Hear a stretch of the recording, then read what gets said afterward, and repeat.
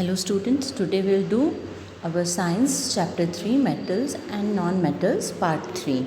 In this part we'll do enrichment of ores section 3.4.2. So we know that कि सारे भी जो ores होते हैं उसमें कुछ कंटामिनेशन होता है, उसमें कुछ मिक्स होता है, इम्प्योरिटीज़ होते हैं, सॉइल होते हैं, सैंड होते हैं, तो ये सब को हमें रिमूव करना पड़ता है। और ये जो इम्प्योरिटीज़ होती हैं इनको कहते हैं गैंगू। The impurities must be removed from the ore prior to the extraction of the metal. अब हम मेटल का जो एक्सट्रैक्शन स्टार्ट करते हैं उससे पहले हमें ये impurities को रिमूव करना होता है। The process of removing the gangu from the ore based on the difference between the physical and chemical properties of gangu and the ore. अब वो जो गैंगू की और ओर की जो फिज़िकल और केमिकल प्रॉपर्टीज़ हैं उन्हें ध्यान में रख के हम अलग अलग सेपरेशन टेक्निक्स का यूज़ करते हैं। यही चीज़ हम आगे देखेंगे नेक्स्ट सेक्शन में। Extracting metals low in the activity series. तो जो एक्टिविटी सीरीज़ में लो हैं है ना, जिनका रिएक्शन कम होता है, तो वो तो उसमें ज़्यादा रिएक्टिव नहीं है, तो वो उसको ईज़िली हम रिमूव कर सकते हैं। जैसे for example metals in the activity series are very unreactive. Metals लो, जो नीचे वाले मेटल्स थे ना, जैसे Ag, Au, these are the metals which are very less reactive, है ना। गोल्ड एंड सिल्वर, ये मेटल्स जो होते हैं ये बहुत कम रिएक्टिव होते हैं। The oxides of these metal can be reduce to metals by heating alone. अब इनको सिर्फ हीटिंग करने से हम इनके ऑक्साइड्स को, क्योंकि ऑक्सीजन ही मिक्स हुआ है, तो हम उसके ऑक्साइड को रिमूव कर सकते हैं simply by heating technique. For example, cinnabar HgS is an ore of mercury. Hg is mercury, S is sulfide. तो ये इसको बोलते हैं cinnabar, ठीक है। cinnabar is a ore of mercury। जब हमें mercury extract करना है, when it is heated in the air, it is first converted into mercuric oxide। तो इसके पहले हम हीट करके उसको मर्क्यूरिक ऑक्साइड में कन्वर्ट कर देते हैं। Mercuric oxide is then reduce to mercury on further heating. जब हम उसको सेकेंड टाइम वापस से हीट करते हैं, आगे वापस से हीट प्रोवाइड करते हैं, तब वो मर्क्यूरी में हमें प्योर फॉर्म ऑफ मर्क्यूरी मिल जाता है एंड ऑक्सीजन गैस इवॉल्व होती है। पहले हमें ऑक्सीजन सल्फाइड ऑक्सीजन के साथ कंबाइन करके अलग हो जाता है और इसका मर्क्यूरी का भी सल्फाइड ऑक्साइड फॉर्म हमको मिलता है। Similarly copper which is found in CuS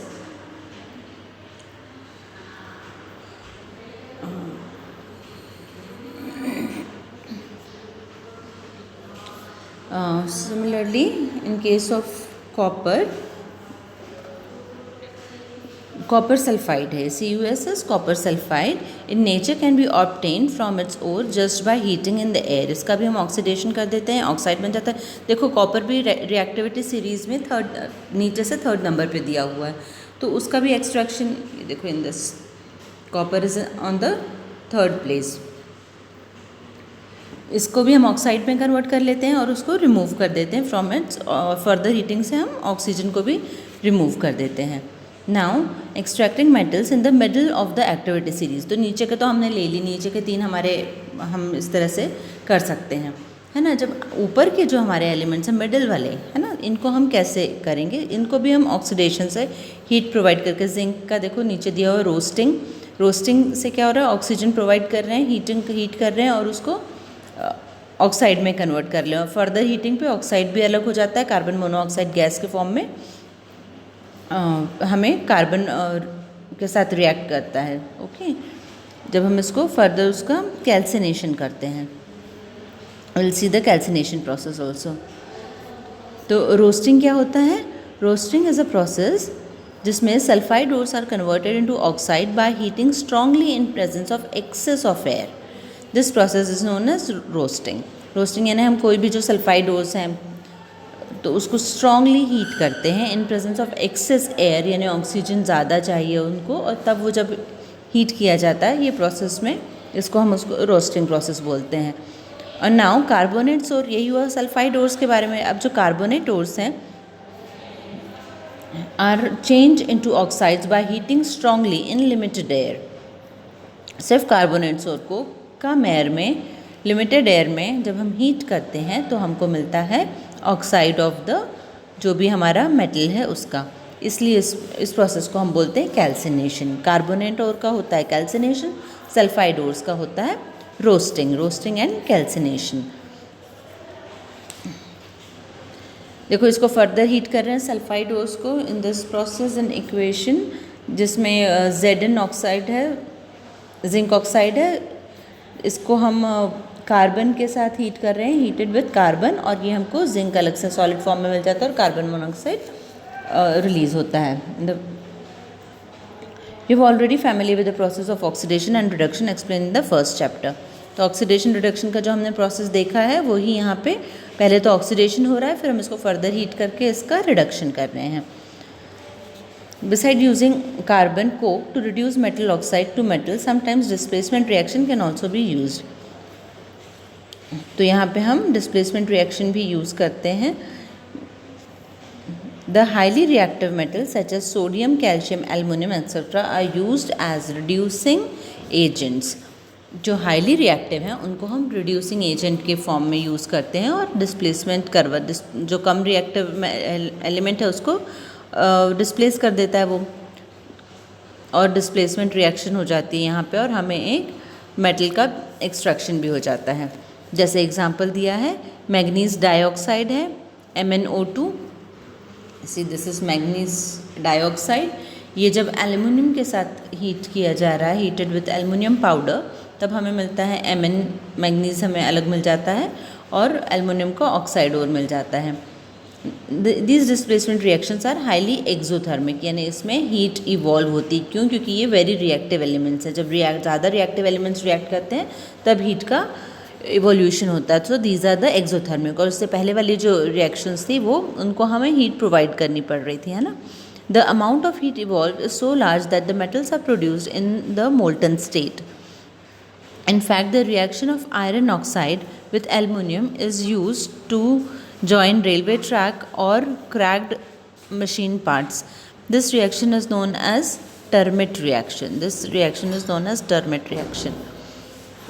ये जो रिएक्शन है जहाँ पे हम आयरन को एक्सट्रैक्ट कर रहे हैं उसके ओर से, ये हाईली एक्सोथर्मिक है, इसलिए ये मोल्टन फॉर्म में मिलता है। सो ये जो टर्मिट रिएक्शन है this is used for railway tracks में, अगर कहीं क्रैक है या मशीन पार्ट्स में कोई क्रैक है तो उसको ज्वाइन करने के लिए इस रिएक्शन का, इस प्रोसेस का यूज़ किया जाता है। क्योंकि ये मोल्टन फॉर्म में आयरन रहता है तो उसको फिल कर दिया जाता है उस क्रैक में, सो दैट हमें एक रिपेयरिंग वर्क किया जाता है इस इक्वेशन को, इस प्रोसेस को यूज़ करके। This is called thermite reaction. Now next section is extracting metal towards the top of the activity series. Activity series के जो ज़्यादा रिएक्टिव एलिमेंट्स हैं उनको हम कैसे एक्सट्रैक्ट करते हैं? By the electrolysis process. Electrolysis process से हम metals with high reactivity series are very reactive. They cannot be obtained from their compounds by heating with carbon. For example, carbon cannot be reduced to oxide of sodium, magnesium, calcium, aluminium, etc. to the respective metals.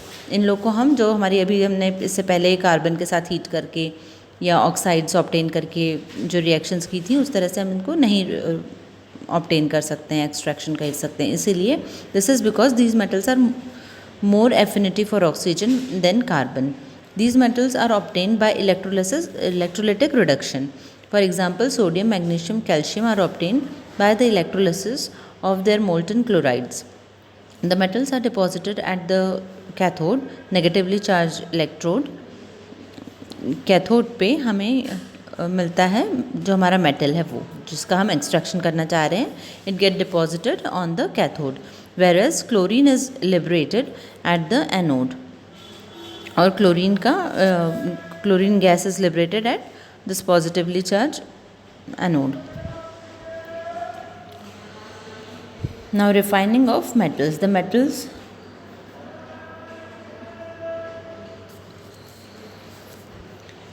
metals are produced by various reaction processes described above are not very pure. They contain, इन्हें अभी हमने extraction तो कर लिया लेकिन अभी भी हमें प्योर मेटल ऑब्टेन नहीं किया है हमने, सो हमें आगे इसकी रिफाइनिंग करनी पड़ेगी। They contain impurities which must be remove to obtain pure metals. Most widely used method for refining impure metals is electrolytic refining. Electrolytic refining से हम this process figure 3.12 this is the process of electrolytic refining. इसमें हमें refined metal मिलता है. Many metals such as copper, zinc, nickel, silver, gold, etc. are refined electrolytically. In the process, the impure metal is made the anode and a strip of pure metal is made the cathode. Cathode यानी हमारा pure metal रहता है और impure metal रहता है anode.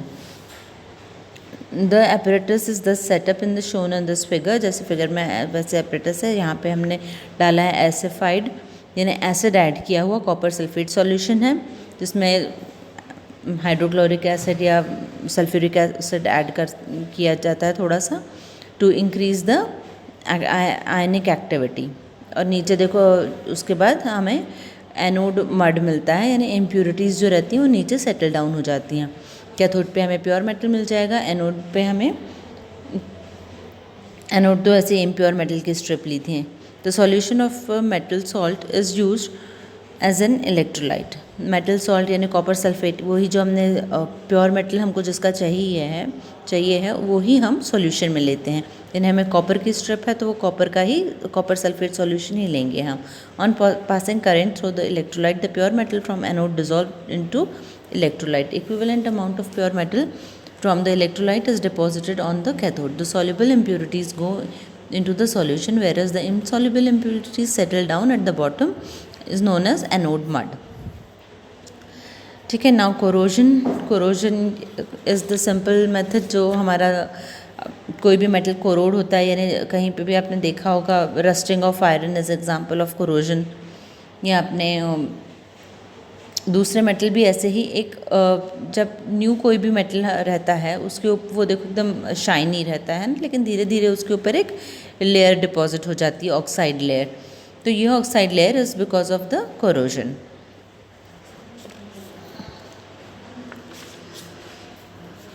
Now prevention of corrosion. तो prevention of corrosion कैसे किया जाता है? कोरोजन को प्रिवेंट करने के लिए by painting, oiling, greasing, galvanisation process होती है जो जिंक का एक लेयर हम पढ़ेंगे. गैल्वनाइजेशन के आगे प्रोसेस दी हुई है कि one of the metal is mercury and then alloy is known as amalgam.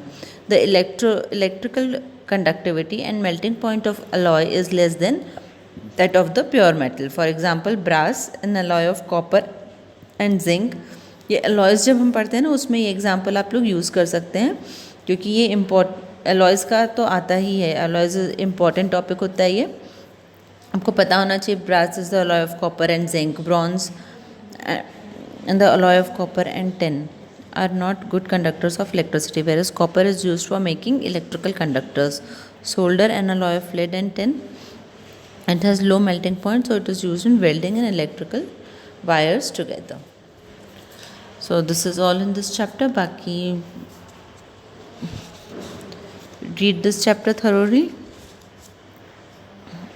That is it. The wonder of ancient metallurgy, wonder of ancient iron pillar in Delhi. ये इस तरह से बनाया हुआ था कि इसमें अभी तक रस्टिंग नहीं हुई है. The iron pier near Qutub Minar in Delhi was built more than 1600 years ago by the iron workers of India. They had developed a process which prevented iron from rusting. ये है तो iron लेकिन इसको इस तरह से बनाया गया है कि इसमें अभी तक रस्टिंग नहीं हुई है. For this quality of rust resistant, it has been examined by scientists from all parts of the world. The iron pillar is 8 meter high and weight 6 tons, यानी 6000 kgs. So this is the एक fact है कि this is the iron metallurgy का एक good example कि उस तरह का आयरन बनाया गया जिसमें रस्टिंग नहीं हुई है इतने सालों से. That is all in this chapter. Thank you.